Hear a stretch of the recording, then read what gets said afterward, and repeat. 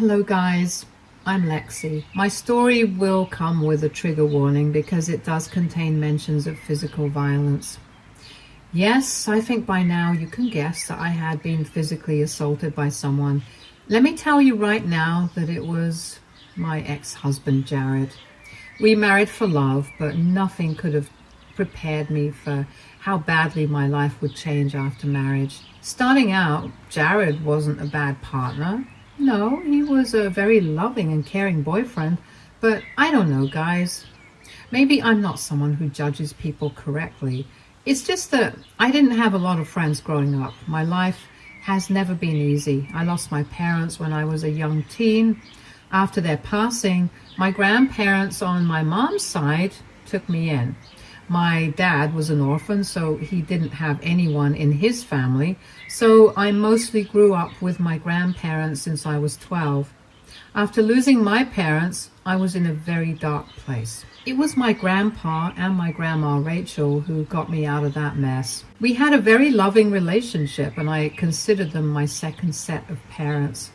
If they hadn't taken me in, I would have possibly ended up in foster care. I will forever be grateful to them for what they have done for me. I met Jared through a mutual friend. He was actually my first boyfriend even when we met in my 20s, and because of my depressive state, I missed out on a lot of experiences in school and never had a boyfriend.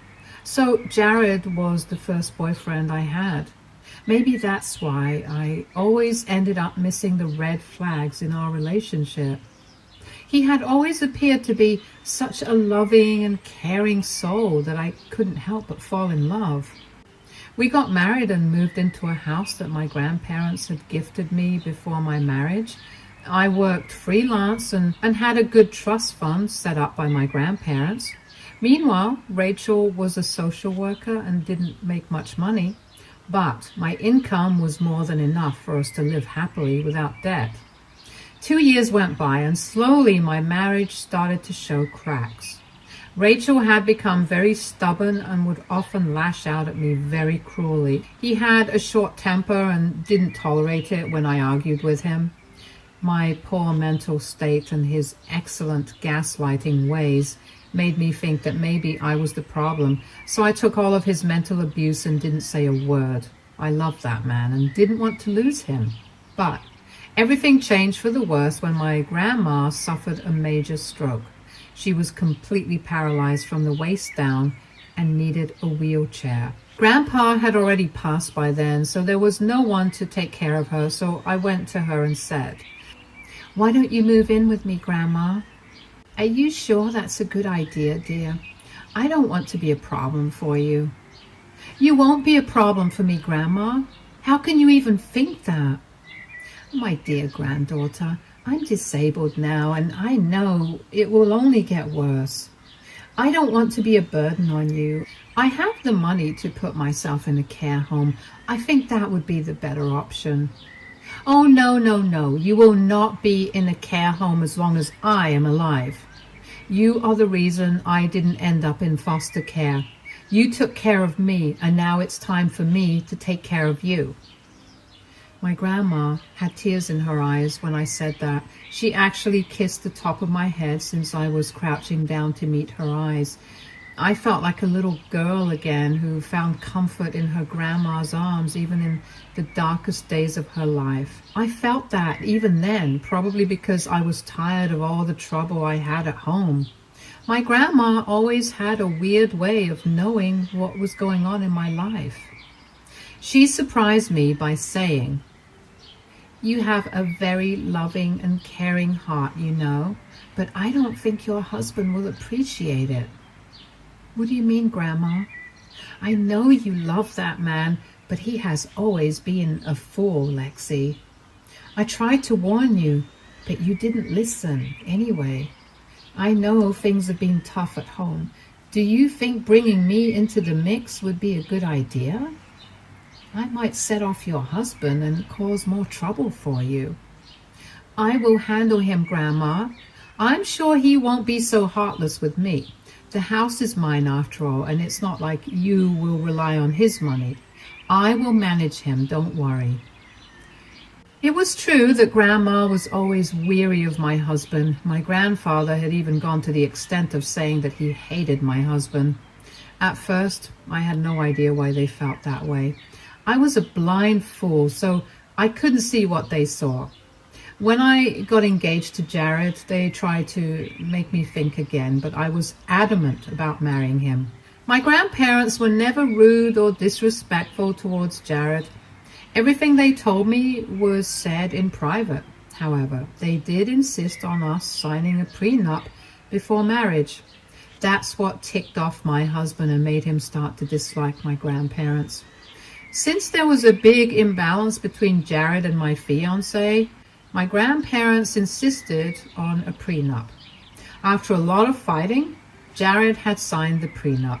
I understood much later why my grandparents were so adamant about it and how it saved me so much trouble. Anyway, I knew that Jared didn't like my grandparents after that incident, but I didn't think he would be so heartless as to deny my grandma the comfort of being near me in her last days. I didn't delude myself into thinking that she would live long. I simply wanted to cherish whatever little time we had together. Since Jared was a social worker, I thought he would understand. So I sat him down that day and told him my plans, and to my utter disbelief, Jared went mad with anger. He looked at me with pure rage and said, "Why on earth do you think I would agree with this stupid plan of yours?" "What are you saying, Jared? My grandma needs me. I thought you'd understand." "You know how I feel about your stupid grandparents. Thank God there's one of them now. But that doesn't mean I'm taking your grandma in just because her stupid husband isn't alive to take care of her." "Don't talk about my grandparents like that, Jared. They are good people and they raised me. I can't let my grandma fend for herself after she literally raised me, Jared." "I don't care if they raised you, Lexi. They are not going to be our problem. This is not a house of charity. I won't allow some old lady to take over the house and distract you from your wifely responsibilities." "Grandma won't be a problem, Jared. I swear I will take care of everything just like before. You won't even have to help. I understand she is my grandma and I am willing to put in the effort. Please don't say no, Jared." "Listen to me, Lexi. Your stupid grandma will not stay with us. Don't you dare make me say that again. I don't want to hear another word out of your mouth about this. My decision is final." Jared left no room for argument. I tried to beg him to understand my stance, but he kept yelling at me and getting angry. After a point, I gave up and let it be. I took a week to think about everything thoroughly. I didn't have a lot of options. Putting my grandma in a care home was not an option. Moving in with her would create more problems than necessary. At that time, I wanted to be with both Jared and my grandma, so I had very limited options. I thought about it a lot and finally decided to do what I wanted. The house was mine, and it was gifted to me by my grandparents. I wasn't going to let Jared keep my grandma away when she hadn't done anything wrong. So I made the decision to bring Grandma home anyway. It wasn't even supposed to be permanent. I was just going to keep her for a while to see if we could get along fine. It would also help Jared to see that nothing would change, even if Grandma stayed with us. But I was not prepared for his extreme reaction to what I did. That day, when Jared came home from work and saw Grandma at our place, he yelled at me and said, "What on earth is she doing here?" "Let's have this conversation privately, Jared." "No, I don't care if your stupid grandma is listening. I want to know why she is here." "Fine. I brought Grandma home, Jared. She will stay with us for a while. You can see for yourself that we will get along just fine." "What did you say? Did you really ignore my wishes and bring your grandma home?" "You were being unreasonable, Jared. Grandma needs to stay with us. She needs help." "Then put her in a stupid care home, Lexi. She will not be here." But it's only for a while. Let's at least try to stay together for a month and see how it goes. After that, we can come to a decision. No, Lexi, your grandma will not stay in this house. She needs to leave. She needs to be out by tomorrow, or else there will be consequences, Lexi. Jared was being so vicious and aggressive at this point that I started to get tears in my eyes. My grandma just sat in her wheelchair silently and didn't say a word. I felt embarrassed and humiliated in my own house. It was a horrible situation. My grandma then meekly said, "It's okay, Lexi. You can take me home tomorrow. I will manage." "No, you will not go home. We will give this a try. Jared, you can't just say no without even giving this a fair shot. Do my feelings mean so little to you?" "I don't care about your feelings, Lexi. I will not have some old lady in my house who will end up being nothing but a burden. Either you will take her home tomorrow, or I will throw her out myself." "No, you don't get to dictate everything I do, Jared. I have had enough of your controlling behavior. My grandma will stay, and you are no one to kick her out because this house belongs to me." I was mad with rage when Jared told me that he would throw my ailing grandma out on the streets. You can only imagine how angry and hurt I was. In my anger, I ended up talking back to Jared instead of being apologetic. This just made Jared snap bad. I had never expected him to do what he did next. It happened so fast and was so unpredictable that I didn't even have the chance to defend myself. In a second, Jared's palm was on my face and I realized that he had slapped me. He had actually slapped me so hard that I fell on the sofa, barely missing my grandma, who was beside me in her wheelchair.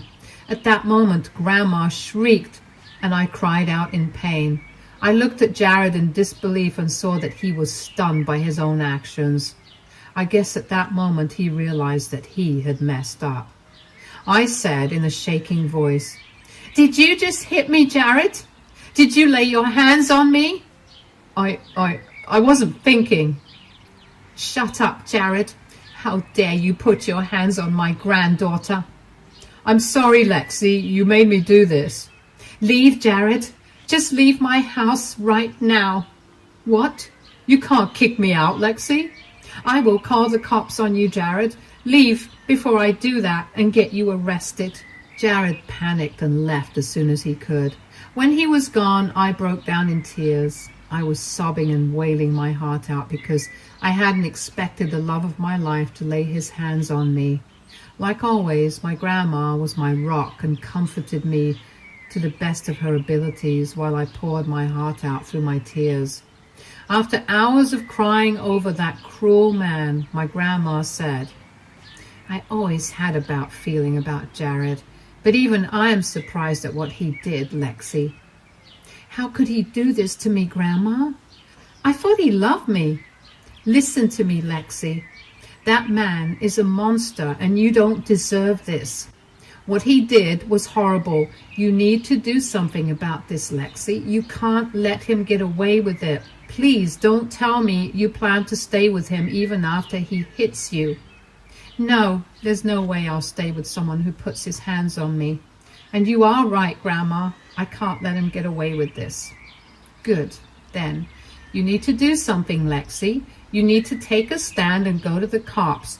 He will be back and God knows what he will do then. You need to take action before it's too late." My grandma was right. I needed to take action before it was too late. So that day itself, I got into action. There were security cameras in my house, which had recorded Jared hitting me. I quickly downloaded the footage and secured it. The next morning I went to the cops and submitted the evidence and filed the police report. As I was coming back home, I got a call from my father-in-law, Tony.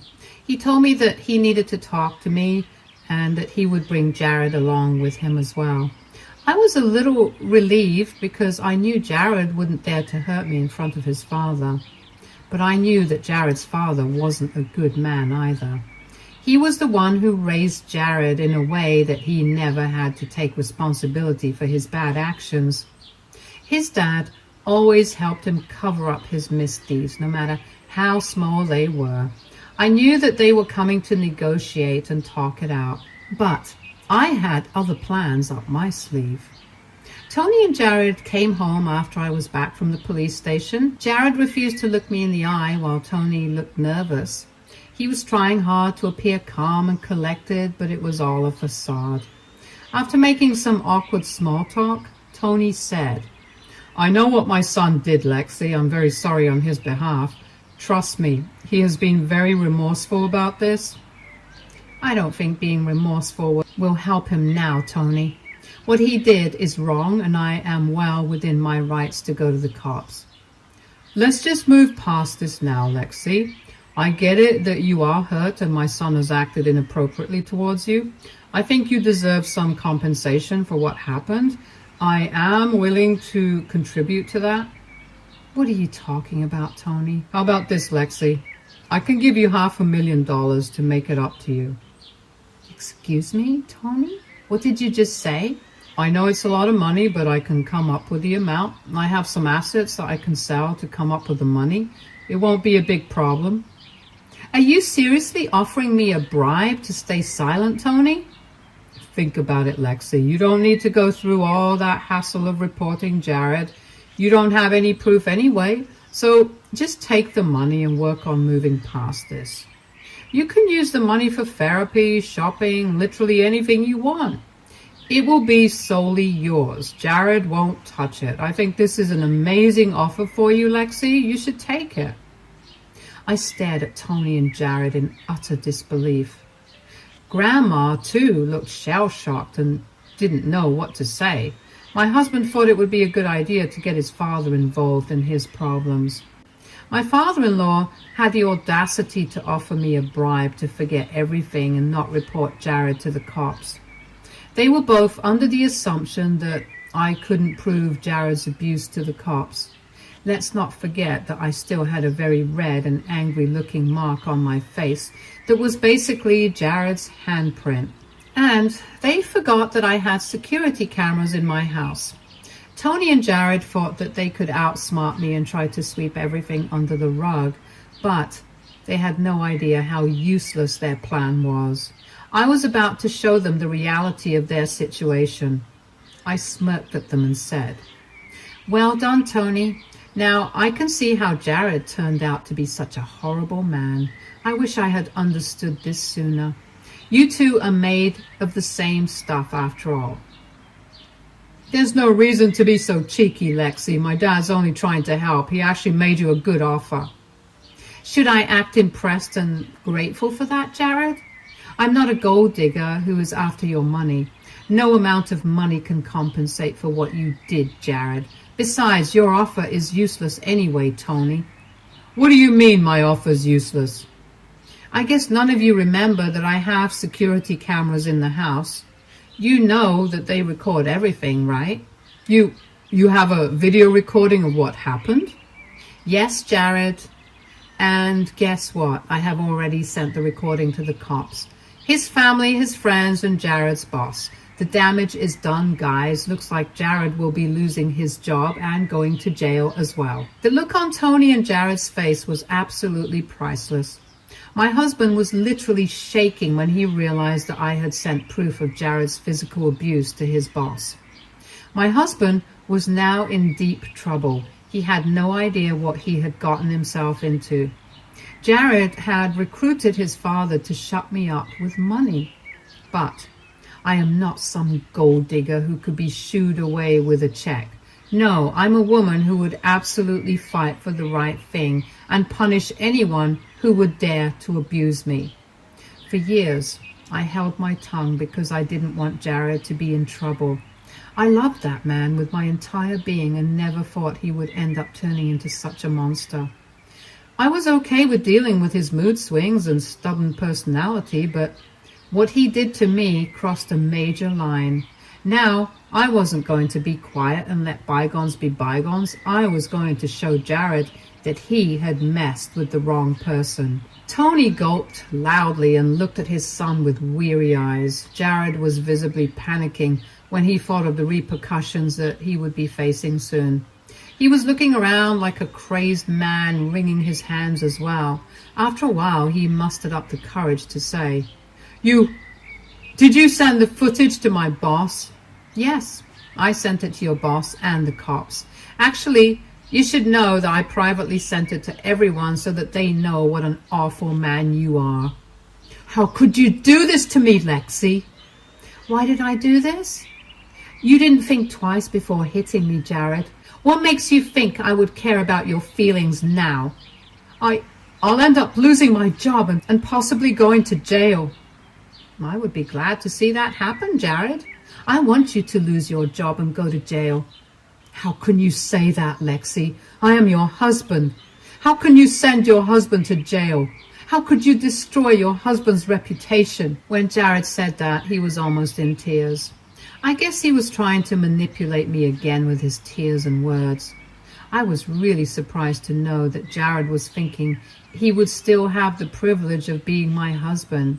I started to laugh when he kept referring to himself as my husband. This delusional and narcissistic man dared to assume that I would continue this sham of a marriage. It was so funny to me that despite everything, I started to laugh. Jared looked surprised by my laughter and looked at me with a confused expression on his face. And he then said, Why are you laughing?" "Husband, you say, Jared? Well, here is some news for you, my dear husband. You won't be married to me for long." What do you mean, Lexi?" "I will be filing for divorce, Jared, and I will make sure the judge knows what an abusive man you are. You will pay for what you did to me." Jared was now even more surprised than before. He knew that there was no way for him to get out of this mess. Perhaps he had thought that I would withdraw my case if he was able to manipulate me into feeling guilty. He had expected me to continue being a doormat and forget his abuse out of love, but I was telling him that I would leave him for good. When I mentioned divorce, Tony also panicked and the duo started to change their stance once again. They kept telling me that I was making a mistake and overreacting, and they said, "You're overreacting, Lexi. This was just one time. My son has already apologized to you, and we have offered you a generous payback as well. What more do you want?" "I want to destroy your son's life like he tried to destroy mine. Men like him think they can get away with anything. A person like him deserves to be labeled as an abuser because that's what he is." But what will I do now, Lexi? I'll lose my job and have no income to support myself. You don't get to work in social services after being an abuser yourself. I will never forgive myself if I let you go and end up taking advantage of who knows how many women. You don't deserve to work with vulnerable people when you tried to throw my grandparents out and hit me when I argued about it. I already said that I'm sorry, Lexi. Please think of us and our marriage. We were so happy together. Stop right there, Jared. You were happy in this marriage because I chose to ignore all your red flags and stay with you regardless of your horrible behavior towards me. You took advantage of me and my grandparents' generosity and still wanted more. You are nothing but a greedy, abusive man. Jared kept saying sorry and pleading with me to withdraw my case. He also wanted me to forego the thought of divorce and give him another chance. I really couldn't believe the audacity of the man. He actually didn't care if he lost his job. He was only worried about going to jail and having me leave him as well. He knew that even if he ended up losing his job because of the video, I would have supported him and taken his responsibility. That would happen only if I agreed to stay married to him and give him a chance. So, Jared desperately tried to convince me that his physical abuse was a one-time thing and wouldn't happen again. What shocked me even more was that even Tony was begging me to forgive Jared. When they saw that I was turning cold, they started to ask my grandma to convince me. They said to her, "Please talk to your granddaughter, Rachel. She's making some really rash decisions. People shouldn't end their marriage over one small mistake." Yes, Yes, it was really a one-time mistake, Rachel. Lexi's throwing away years of our love for a small mistake. You two are calling this one small mistake? How dare you minimize what you did after hitting my granddaughter in front of me? Have you two no shame at all? I'm sorry, Rachel. I'm really sorry, I swear. It will never happen again. I just lost myself in anger. Yes, you lost yourself in anger because Lexi wanted to take care of me, her sick grandma, in a house that she owns. She didn't even ask you for money, Jared. You had no right to do what you did. I know. I really overreacted. You are absolutely welcome to stay here, Rachel. I will never say anything about this again. In fact, I will take care of the two of you myself. Now, it was my grandma's turn to laugh at Jared. My stupid husband thought that we could all go back to normal just because he said sorry, and is finally allowing my grandma to stay in my house. Yes, you see the hypocrisy there, guys? He was acting as if he had the right to give my grandma permission to stay in a house that I own. Mind you, this house was gifted to me by them in the first place. Jared had apparently forgotten that, so my grandma stopped laughing at him and gently reminded him, "What makes you think that I need your permission to stay in my granddaughter's house? Who died and left you in charge?" Well, I was just saying. Do I have to remind you again that this house belongs to me? Or is that going to make you slap me again? No, I will never do that again. I swear, Lexi, I won't. You're being very hurtful and unreasonable, Lexi. Come on, Rachel. Will you really encourage your granddaughter to end her perfectly good marriage? That's enough, Tony. I sat here and let you and your son go on with your nonsense. But now it's time for your son to face the consequences of his actions. My granddaughter is doing the right thing by leaving Jared and reporting him. So you two are taking Lexi's side? I will 100% encourage and support Lexi because her marriage is nowhere near perfect. She is removing herself from your evil son's clutches, and I couldn't be more proud of her. In fact, I actually talked to some of my husband's old cop buddies and made sure your son doesn't escape justice. Speaking of which, do you hear the sirens, guys? Yeah, that's the cops coming to arrest my dear husband, who will soon be an ex. Looks like this will be the last meeting we have in a neutral setting. See you in court, guys. The look on Tony and Jared's faces as they heard the sirens was absolutely priceless. When they were at our home negotiating with me, my grandma was on her phone calling the cops. She wheeled herself in to join us a little later after she made sure the cops knew where to find their prime accused. We didn't want to give Jared the chance to flee the state, so we called the cops as soon as we could. Jared wasn't going to get away so easily. We were going to make sure of it. The sound of the sirens made my husband start to shake again. He looked at his dad for help just like he always did. Jared truly was a spoiled little man-child and thought his father would be able to help him. Tony knew that his hands were tied, so he actually looked down at the floor and didn't say anything. Jared then started to beg me and Grandma for forgiveness. He tried to remind me of all the good times and tell me that he loved me. Yeah, I wasn't going to fall for those lies again. I told him exactly what I thought of him and let him suffer the consequences of his actions. Jared was still begging and pleading for mercy when I let the cops inside my house. Jared panicked and started to run, which was a really bad decision. Let's just say that now he has an additional charge of resisting arrest and has been labeled as a flight risk. He took the back door to flee but couldn't run far because, well, he was no match for the cops. They caught him a few blocks away and swiftly put him in handcuffs. He was dragged back to the cop cars and put inside with no mercy. He was still crying and begging for help when he was being arrested. It was truly a sight to see. I felt no remorse or pity. I just felt victorious for putting an abusive man where he belonged. The rest of my story is actually not very dramatic. You guys may be sad to know that Jared only got probation for assaulting me. Well, it was his first offense and he was remorseful, so the judge gave him some brownie points. But he did spend a night or two in jail, which did more damage than he could have imagined. Overnight, he was shunned from the community and fired from his job. He will never be able to hold a job in social services after this. Jared's friends and other family members were absolutely disgusted with him, and all of them turned their backs on him. Even Tony didn't escape the heat. He was criticized for helping his son cover up what he did. Yes, I did tell some friends about the bribe, and they did their part in spreading it around. In the end, both of them had to leave the city to save their reputation. I got an easy divorce from Jared because of his abuse. There will be no alimony or anything because we signed a prenup. I thanked my grandma profusely for insisting that I have one. It really came in handy and saved me a lot of trouble. Jared did express remorse for his actions, but I didn't care anymore. The divorce was finalized, my ex had to move cities, and I was able to take care of my grandma without any hassle.